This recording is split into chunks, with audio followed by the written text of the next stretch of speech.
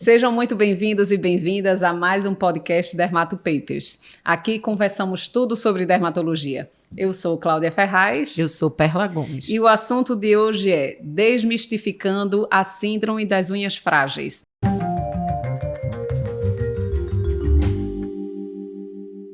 Vamos lá, Perla. Isso é uma queixa extremamente recorrente que recebemos quase que diariamente em consultório, em ambulatórios, né? Então, a gente hoje vai conversar um pouquinho sobre as possíveis causas, aspectos clínicos, como podemos conduzir e orientar esses pacientes que vêm com essa queixa até nós, né?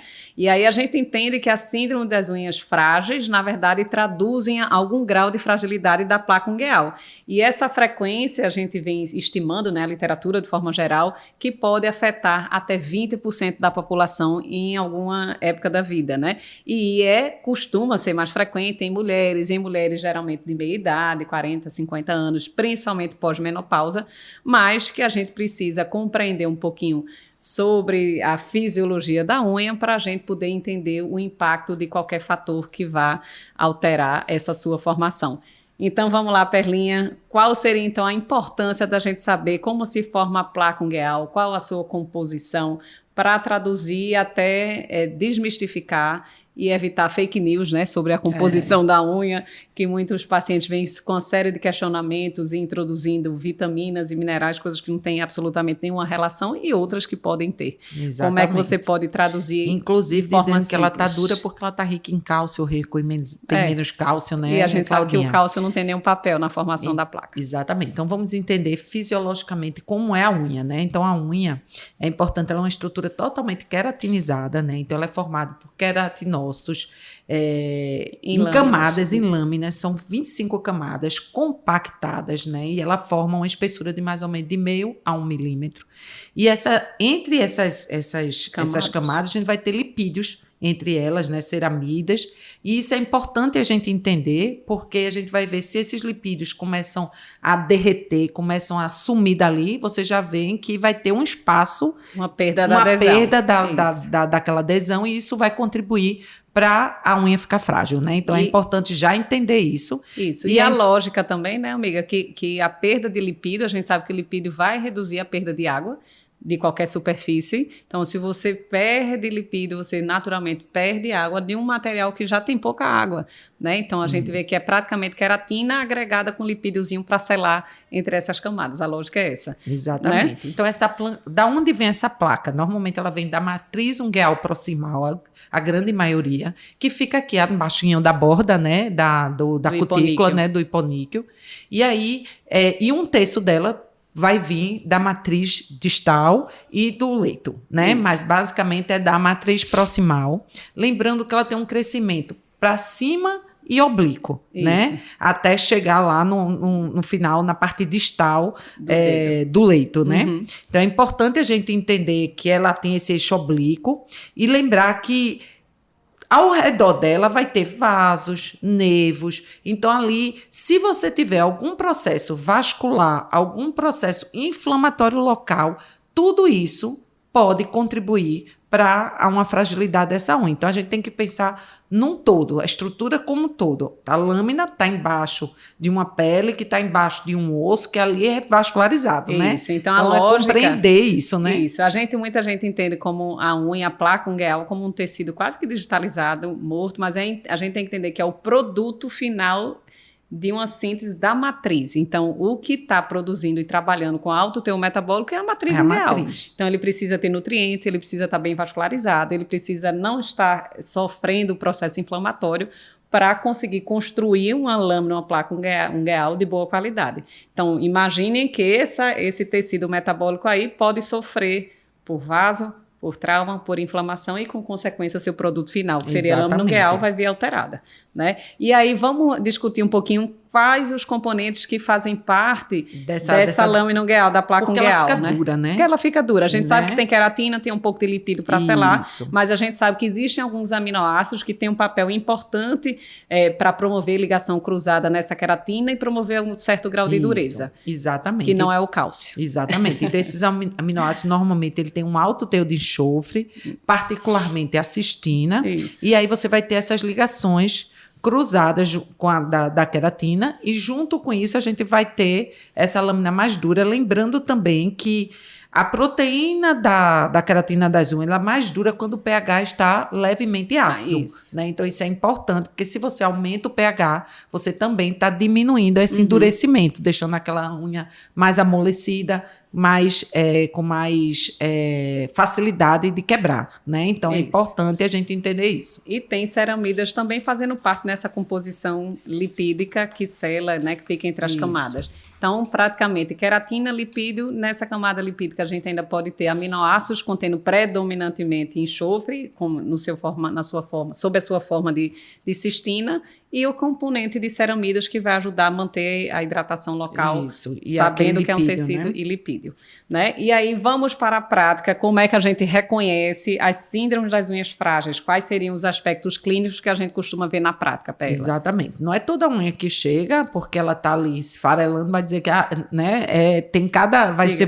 A unha é um mundo, né? Então, qual é o tipo? Qual é a forma que chega? Como ela se manifesta? Então, vou colocar aqui na imagem, a gente tem também a principal aqui, né? São 3, normalmente, as manifestações clínicas. Então, a primeira é a onychorrex, que são esses sulcos longitudinais. Esses sulcos, eles podem ser mais superficializados, eles podem ser mais profundos, e eles são encontrados normalmente em mulheres de meia idade. Então, não é incomum as mulheres da meia idade chegam a dizer: doutora, minha unha está cheia de sulco, eu pinto, não fica bonito, está mais rugosa, né? Então, é importante a gente entender que vai deixar essa superfície mais rugosa. Pode, às vezes, acometer toda a lâmina, às vezes acomete uma parte da lâmina. E, então, eventualmente, ela quebra na ponta, né? Mas ela quebra como um entalho, né? Como você pode até ver, Claudinha, que dessa paciente aí, você tem até onicólise associada, né? Isso. Então, às vezes, também aquela unha que também está sofrendo microtraumas, né? Sem dúvida. Unha dona de casa, tudinho. Então, essa unha é uma coisa que a gente pega na nossa rotina. E eu sempre associo ela realmente às pacientes de meia idade, chegando para mim mostrando, sabe? Tem gente que brinca que é a ruga da unha, né? Chega a menopausa, algumas coisas não vão funcionando tão bem. Eventualmente, a formação da unha também não é na mesma competência. Mas a gente tem que excluir fatores que contribuam para esse processo, né? Então, além da onychorrex, a gente tem outra forma de apresentação clínica. Qual seria? É a onychosquisia. A onychosquisia é essa descamação distal que a gente pega de forma horizontal. Mostra aí, Claudinha. Que é a unha descamando. Literalmente, a unha está descamando na parte distal, de forma lamelar. Parece que saem folhas, né? Na ponta da unha. Isso é muito comum em quem pinta a unha, que manipula muito, né? Até então, puxa quem lava muitas mãos. Então, nós, médicos, enfermeiros da área de saúde, dona de casa. Exatamente. Quem mexe muito com água pode ter com facilidade essas unhas de onychosquisia, né? Essa esquisitinha aí que é lamelar no final, né? Parece folha, né? Exatamente. Vai soltando em folhas. E além da questão relacionada ao hábito ou a questão laboral profissional, a gente vê muito também em uso de algumas substâncias, né? O uso de retinol, etretinato, acitretina pode desenvolver esse tipo de manifestação gueal, né? Com onychosquisia. Pacientes com líquen plano eventualmente têm esse tipo de apresentação. E assim, é muito comum, porque a gente também vê que esses derivados da vitamina A seca muito a pele, seca tudo. Isso. Então, por nessa consequência, termina deixando aquela unha mais seca e com menor adesividade. Exatamente. Né? E outra forma de apresentação que muita gente nem recorda é aquele aspecto de granulação superficial da queratina, né? Que fica com esse pontilhado esbranquiçado, irregular sobre a superfície da unha. E aí a gente já supõe que é uma fragilidade mais pontual, mais localizada, né? Com algum grau de danificação dos onicócitos que promove esse esfarelamento mais pontual, que muitas vezes a gente associa a trauma também, né, Perla, na prática. Exatamente. Então, o que às vezes eu vejo também é após as pacientes usarem também acetona com alto teor, né? Sim. Você pode ter esse dano, né? Fazer essa alteração na superfície. Na superfície. Isso. Mas vamos lá. Já identificar é relativamente fácil, talvez os pacientes não determinem com esses termos, né? Onychorrex, onychosquisia, nem granulação superficial, mas ele já vem de cara dizendo, minha unha está frágil, está quebrando. Mas vamos diretamente às possíveis etiologias, Perlinha. Quais seriam as causas das síndromes das unhas frágeis, ou da SUF, né? Síndrome das unhas frágeis, que a gente tem inúmeras possibilidades, fatores predisponentes, e mais, de forma geral, a gente classifica a síndrome de unhas frágeis em 2 tipos. Isso, a gente normalmente pode ser primária, ela pode ser assim, a gente considera idiopática, e ela pode ser secundária, né? Então, assim, é muito comum a gente não achar também a causa. Sim. Apesar que quando você vai conversar com o paciente, sempre tem alguma coisinha. Toda mulher gosta de fazer a unha, toda mulher passa acetona, às vezes a gente tem que orientar o uso de removedores sem acetona para não diluir, não dissolver nesse lipídio. Então, termina isso sendo já uma causa bem, né? Então, normalmente as mulheres também são donas de casa, também, ou então são trabalhadores, estão digitando alguma coisa. Então, a gente sempre encontra, né, Claudinha? Sim, alguma coisa. Mas, assim, normalmente, quando a gente não encontra nada, a gente diz que é idiopática, certo? E dentre as causas secundárias, dentro da idiopática também é comum na menopausa. Né? Assim, só pela menopausa ser, na verdade, a causa, porque também secou tudo, esses lipídios vão estar secados do mesmo jeito, né? Isso. Né? Então, não é só hormonalmente, vai influenciar nessa formação, na manutenção desse lipídio na unha, né? Isso, então tudo que for alterar ou reduzir a quantidade de lipídio na unha, que naturalmente vai permitir uma maior perda de água dessa lâmina, vai ser traduzido em unha frágil. Isso pode ocorrer fisiologicamente na menopausa ou por fatores comportamentais. Isso. Uso de acetona, lavagem excessiva de mão, né? Microtrauma, tudo isso pela lógica, que ainda é enquadrado como forma idiopática, mas a gente sabe que esses fatores comportamentais participam. E as causas secundárias é que geralmente tem alguma doença de base, alguma outra coisa que pode estar por trás dessa manifestação. E aí pode ser processos inflamatórios da unha, então uma psoríase, um líquen plano, pode ser um quadro infeccioso por um fungo, né? Então, a gente pode ter uma onicomicose superficial, uma onicomicose distal, pode ser por outras doenças infecciosas, sífilis e tuberculose. A própria sífilis e tuberculose pode deixar, por todo o processo inflamatório no corpo sistêmico, isso vai levar a uma lâmina mais fina, mais descamativa, né? Isso. Então, às vezes, é secundária, como a gente falou, um processo vascular. O paciente tem uma arteriosclerose importante, é diabético, tem comorbidades. Claro. E isso vai levar a um quadro de deficiência, porque vai ter uma microinflamação na vasculatura e isso vai fazer uma alteração, né? Não é incomum a gente pegar pacientes com comorbidade, seja ela por dislipidemia, seja ela por diabetes, seja ela por hipertensão, aterosclerose, dando todo esse quadro de alteração. A tireoide, né? Fundamental, né? Fundamental, é uma das coisas que a gente mais pensa quando a gente não vê num comportamento anamnese um paciente que tem muitas unhas afetadas, né? Hipotireoidismo, alguns descrevem que cerca de 90% daqueles pacientes não tratados vão ter algum grau de fragilidade ungueal, alteração, né, nessa região, se não tiver tratado. E no hipertireoidismo é menos comum, mas também pode se manifestar com alteração de fragilidade ungueal, com estrias longitudinais, transversais e tudo isso que a gente já conversou. Então, medicamentos sistêmicos, então a gente tem que fazer, como já foi dito aqui, os retinoides, quimioterápicos, antirretrovirais. Então, a gente tem que ver, porque pode dar aquela onicosquisia lamelar. Pode ser por deficiência de vitamina, né, nutricional mesmo, do paciente. Pode ser por traumas, como a gente já tinha falado aqui. Quando a gente fala traumas, a gente coloca aqui como a gente falou das empregadas do lar, a gente já falou das pessoas que trabalham... Serviços gerais. Às vezes é uma pessoa que trabalha batendo martelo, né? Então é um movimento repetitivo que traumatiza. Exatamente. Até digitador é assim, né? Quem trabalha muito na função administrativa, que está toda hora digitando, eventualmente você vê esse tipo de pequeno trauma de forma sucessiva. Às vezes é uma cabeleireira que usa solventes, alguma coloração, e aquilo está danificando a unha e prejudicando também, né? E os ansiosos, né, Perla? A gente também vê pacientes muito ansiosos que até adultos não raramente roem as unhas, mexem, cutucam, manipulam, puxam com alicate de unha ou com a boca, enfim. Aí quando vê ainda tem uma consequência traumática sucessiva nesse contexto também. Então, vamos lá, conversamos etiologias, é o tipo de consulta que a gente trabalha mais na anamnese do que na conduta, né? Exatamente. Então, como é a rotina, o que é que faz, os assim, hábitos, o que usa. Baseado no que a gente falou nas causas, vocês vão orientar seus exames também, né? Porque a gente vai ter que pedir alguns exames, como a gente falou, hemograma, uma função bioquímica, função renal, função tiroidiana, colesterol. Então, a gente sempre pede um básico de exames para a gente ver se tem alguma alteração no zinco, né, Claudinha?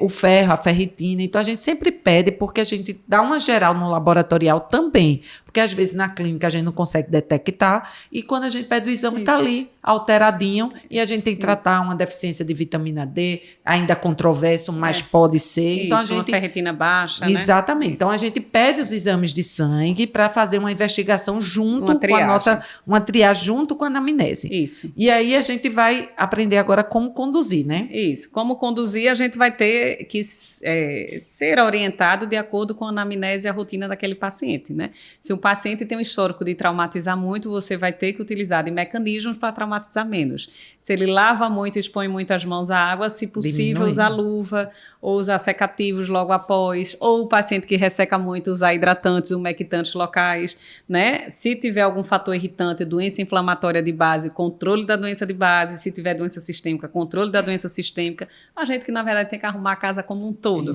né? Pra e tratar evitar a unha. Para tratar a unha toda tem que estar. Né? Todo mundo brinca, né? Que a unha é reflexo da saúde e do organismo de forma geral. Então, assim, é um reflexo porque é um resultado de alguma proliferação tecidual de alto metabolismo. Então, assim, vai sofrer. Se você tiver uma sepse, sua unha vai ficar fraca, lógico, né? Se você tiver em quimioterapia, sua unha vai sofrer. Se você tiver algum dano sistêmico, né, mais importante, vai ter consequência, naturalmente. Exatamente. Mas, de forma geral, a gente vai orientar comportamento, limitar contato com a água, orientar o uso de emolientes, evitar removedores de esmalte com acetona de forma geral, evitar trauma, checar a questão nutricional, pelo menos de forma, né, geral, se tem uma boa alimentação ou não, se está tendo alguma restrição dietética, porque eventualmente a gente pode entrar com alguma suplementação oral. Ainda tem muita coisa off-label, né, Perla, que a gente vai conversar aqui um pouquinho, mas na prática, eventualmente a gente usa sim. Mas ainda a gente tem poucos estudos robustos que realmente coloquem todas essas suplementações como nível de evidência alta. Exatamente. Né? E quais seriam, então, os tratamentos tópicos? A gente vai falar dos tópicos e das possíveis suplementações, então, né? assim, normalmente a gente tem hidratantes de unhas. Tem vários no mercado, né, Claudinha? Tem hidratantes com ureia, tem hidratantes com vaselina, com lanolina. Então, assim, é hidratar. Geralmente a gente pede para esses pacientes hidratar à noite, porque vai dormir, porque de dia tá lavando as mãos. Então é complicado, né? Tá mexendo com alguma coisa, então termina aqui. Até de manhã passa, mas durante o dia às vezes é complicado. Mas a gente, se puder, leve na sua bolsinha, tá no carro, passa nas mãos. Isso. Tentar hidratar, porque eu sei que o dia a dia faz a gente mais desidratar do que hidratar, né? Isso, na prática, Na prática é assim que funciona. Então, hidratantes. Hoje tem hidratantes específicos para mãos, inclusive na forma de canetinha, que às vezes fica mais prático para usar, aplicar, né? Então, assim, hoje tem muitas coisas no mercado, não dá para a gente sair falando aqui, né, de tudo que tem, mas hidratação, sim, sempre. Né? E eu digo sempre, não precisa ser tudo específico, né, Perla? Tem gente que diz, eu tenho que ter um hidratante para o rosto, um para a mão, para o pé. Não, gente, não precisa complicar. Mas se você tem uma rotina que lava muito a mão, passa o dia lavando a mão, leve algum hidratante de mão, ou hidratante convencional corporal, para usar nas mãos quando você tiver uma pausazinha. Poxa, eu vou parar aqui 1 hora. Usa o hidratante, vai ficar 1 hora ali hidratado, na hora de dormir, aplica de novo.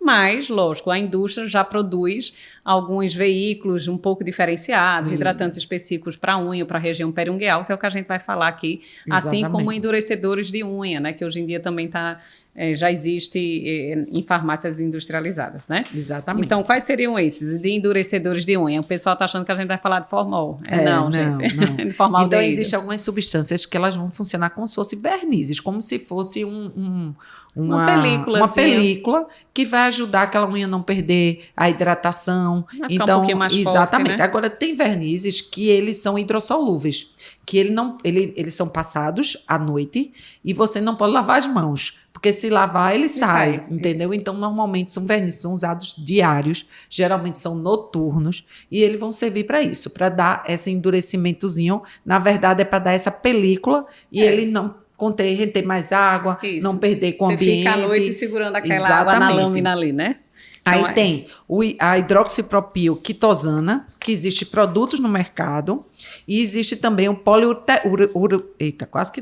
uretano, a 16% também, que são outros vernizes que são usados, sempre com o mesmo intuito, formar essa barreira, formar esse verniz, esse filme na unha, né? Então, de tópico geral, minha gente, de forma bem simplificada, hidratante. Se puder um específico de mão, show. Se não puder, hidratante normal. Para quem tem um maior acesso, você pode usar vernizes endurecedores específicos para unha, que a gente vai utilizar predominantemente à noite, porque na maioria das vezes ele sai na água, principalmente o de hidroxipropilquitosana. O outro, que é de poliuretano, parece ter uma resistência maior à água, mas a gente sabe que a eficácia, de forma geral, vai ser mais à noite. Exatamente. Né? E de oral, que ainda é muito controverso. Que tipo de suplementação oral ou que substâncias a gente pode utilizar num paciente com síndrome de unhas frágeis? Então, vamos lá. Tem a biotina, né? A biotina, a gente sabe que ela participa tanto da formação da queratina como do cimento entre essa queratina. Então, ela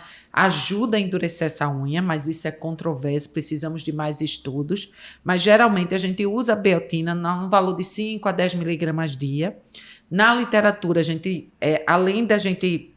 o tempo disso também é variável. Então, às vezes, eu não faço menos de 6 meses, sempre para cabelo, né? Então, assim, eu sempre digo, no mínimo aí 3 a 6 meses de uso para a gente observar, para a gente ver. Só temos que ter cuidado com a biotina, porque a biotina, quando ela é usada acima de 10 miligramas, ele bota na literatura até de 10, mas já vi casos que o uso da biotina, só o uso dela, pode dar falso positivos ou falso positivo para mais ou para menos, né? Sim, alterar alguns exames, seja ele de função tiroides, seja enzimas cardíacas, prolactina, exame de gestação, de gravidez. Então, assim, vamos ter cuidado quando você tem um paciente que já é cardiopata e que você usa biotina, porque esse paciente pode infartar e não aumentar, né, a troponina. E já existiu até um relato, né, foi publicado até na revista americana, que já aconteceu de um paciente que estava em uso de biotina em dose alta, infartou e teve uma troponina falso negativa com evolução desfavorável. Então, assim, lógico, é uma suplementação, na maioria das vezes tem uma excelente tolerância, mas a gente tem que entender o perfil do paciente para você não prejudicar um sinal de alarme, um exame que requer uma sensibilidade alta num paciente de alto risco. Exatamente. Então, vamos ter muito critério. E com relação à biotina, né, que a gente diz que a gente sabe que tem um papel fisiológico, as doses recomendadas pelo IDH é de 30 microgramas. Então, a gente está, assim, prescrevendo dose muito maior, 2,5, 5, 10 miligramas dia. Isso. Então, existe muita controvérsia, existem alguns autores de literatura que questionam muito o uso, dizendo que ultrapassa muito, digamos, a necessidade diária. Na prática, alguns pacientes adoram, outros não veem diferença. Então, assim, a gente tem que ter muito o perfil da prescrição. Infelizmente, nessas questões, eu acho, de cabelos e unhas, a gente ainda está muito aquém dos estudos. Eu acho que às vezes tem um pouquinho de má vontade também de laboratórios de esclarecer a real eficácia disso, mas a gente vai ter que conversar, individualizar e ver o custo-benefício dessa prescrição. Mas não é uma coisa nível A de evidência que todo mundo ama e prescreve sem críticas, não. Há críticas, sim, na literatura, e a gente tem que saber onde é que está pisando para não prejudicar o paciente mais de médio e longo prazo, né? Exatamente. E aí vem assim, aqueles pacientes também, vem uma coisa também na literatura que é bem controversa, que é sobre o ferro. Quando a gente vai indicar ferro para esses pacientes, né? Então, assim, já teve momentos na literatura que era acima de 50, já teve momentos 40, na literatura 70. Acima de 40. Na prática, Claudinha, e assim, a gente fica acima de 40 mais ou menos, né? Isso. Que a gente, quando o paciente está abaixo disso, a gente termina suplementando. Ou então tem uma ferritina baixa, também termina suplementando, que a gente sabe que a ferritina é nossa reserva, né? Isso. Então, se ela está baixa, um dia, se a gente precisar, não tem reserva, né? Então, eu brinco até com os pacientes, que tem gente que diz, mas doutora, eu não tenho anemia. Exatamente. Para que eu vou suplementar ferro? Eu brinco, né? Fazendo algumas analogias, eu digo, seu organismo é tão inteligente que ele vai priorizar a sua medula óssea a anexo cutâneo. Então, você vai ter primeiro unha frágil e queda de cabelo. Vai fazer um eflúvio telógeno antes da sua medula sofrer. Então, assim, provavelmente você já tem algum impacto nessa, digamos assim, nessa distribuição do ferro no organismo para tecido digamos que é mais funcionalmente mais importante, né, de forma geral. Eu digo uma tradução. Então, é natural que antes daqueles níveis de laboratório, que aquilo ali é muito mais para um critério hematológico, que a gente possa ter algum efeito cutâneo anexial. Então, a gente vai muito pela clínica, pela queixa, uma coisa muito intensa, a gente não identifica a causa, então a gente tende a ter um objetivo de nível um pouco mais alto e muitas vezes o paciente resolve. Exatamente. Mas ainda esse ponto de corte também não é unânime, né? Então, 10 é absoluto. 40, eu acho que a maioria usa 40 de critério, mas tem gente que usa até 70. Exatamente. Né? Então, vamos lá vigiar isso daí. Exatamente. Então, e aí a gente fazer essa suplementação de ferro quando há necessidade. E aí também tem o zinco. O zinco é um exame que a gente pede. A gente sabe que o zinco também é um exame até que na prática, para a gente saber laboratorialmente, não é um exame às vezes tão fidedigno. Então, na minha prática, eu não pego. Quase não pego. Nunca peguei um paciente com deficiência de zinco específica porque ele estava com a unha fraca ou com o cabelo caindo. Não. Então, a gente vê muito mais um distúrbio nutricional geral. Paciente com doença inflamatória que tem uma desnutrição de óleo-elemento de forma geral. A gente eventualmente flagra. Exatamente. Mas não isoladamente. Na queixa de unha frágil ou de cabelo, né, Claudinha? Não, muito improvável. Mas temos duas substâncias que a gente usa como na nossa prática, e aí como é nossa experiência, né, com ela, né, Claudinha? Isso. Porque também se a gente for para os estudos, tem estudo que fala a favor, são pobres, ainda não tem aqueles ensaios randomizados, né, aqueles estudos que a gente gostaria. Robustos, exatamente, não tem. Então vamos lá. Então a gente tem o colágeno, são os peptídeos, a gente tem vários, né? Peptídeos de colágeno bioativos, a gente tem diversas marcas no mercado, né, Perla? Exatamente. Que boa parte deles tem um foco relacionado ao envelhecimento, à prevenção de fotoenvelhecimento, produção de colágeno na pele,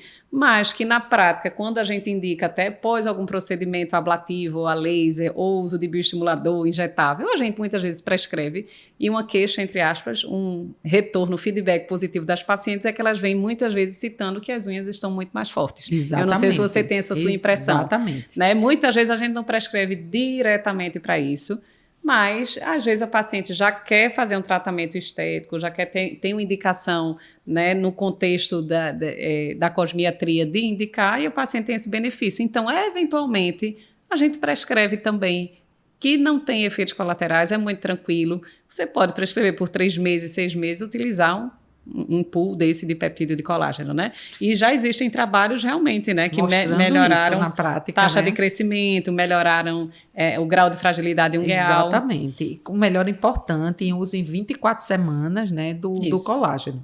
E aí, fora o colágeno, que na minha prática, eu concordo com o Claudinho, eu também sinto isso, e pessoalmente também sinto isso com minhas unhas, ele realmente, eu acho que ele ajuda a endurecer. Temos o silício, também, né? existem... Que o silício também a gente vê na prática. A gente usa silício para rejuvenescimento, para queda de cabelo, para endurecer unhas, né? Faz parte do pool da gente e a gente vê na prática também, né? Também. E hoje na literatura já existe colágeno que já vem com silício. Então eles já sentiram, a indústria já viu, já que sentiu isso benefício. E aí já juntou, entendeu? Isso. Então, realmente, colágeno é uma coisa ainda a gente sabe que é muito controversa. Eu não saio usando colágeno para todo mundo. Também não. Colágeno, ele não significa que você vai tomar colágeno, você vai rejuvenescer. Tem gente que acha que está tomando colágeno, vai ficar sem ruga e vai ficar com a pele esticada, né? Não é assim. A gente hoje, na prática da dermato, eu acho que, Claudinha, é a mesma coisa. A gente usa colágeno quando a gente quer realmente entregar um bioestimulador. Quando a gente está estimulando o organismo por algum procedimento a formar colágeno. Então, a gente dá o substrato e isso dá uma... Sim, então a gente gera o dano, né? Exatamente. A lógica, a gente gera o dano que vai promover uma reparação dirigida. A gente pode fazer um bioestimulador na área periférica da face, né? Um laser ablativo no rosto, que você vai fazer um dano, entre aspas, controlado, uma reação inflamatória, que naturalmente vai precisar produzir colágeno. E a gente dá um pool de colágeno a mais nesse período pós-procedimento. Tem sentido? Tem. Na prática a gente melhora ver. Agora, não quer dizer que com ingestão diária oral vai ter benefício direto em maior produção de colágeno, né? Exatamente. Já tem, inclusive, alguns trabalhos demonstrando uma melhora leve do turgor, da textura, da hidratação, né? Enquanto está em uso. Mas não vamos aumentar expectativas de que ainda não são comprovadas, de que você está tomando e está show de bola, não vai precisar de nenhum procedimento estético e você está garantido. Exatamente. Eu brinco que a maioria dos pacientes que fazem esse tipo de suplementação a maioria diz, doutora, na pele eu não vi muita melhorando, mas meu joelho e minha coluna agradecem. Porque muitas vezes já tem algum grau de artrose, algum grau de reação inflamatória ortopédica, digamos assim, que vai necessitar de um reparo local. Exatamente. E, querendo ou não, vai ajudar, que até o ortopedista prescreve também. Hoje ainda tem uns que associa com colágeno tipo 2 e aí vai, né? Vários tipos. Aí exatamente. Um para articulação, outro para pele. E vai melhorando tudo, né? Isso. Então, assim, é muito critério que também não são prescrições de baixo custo, né? E a gente tem que alinhar a expectativa para o paciente não ter um investimento alto e uma resposta inadequada ao que ele percebia.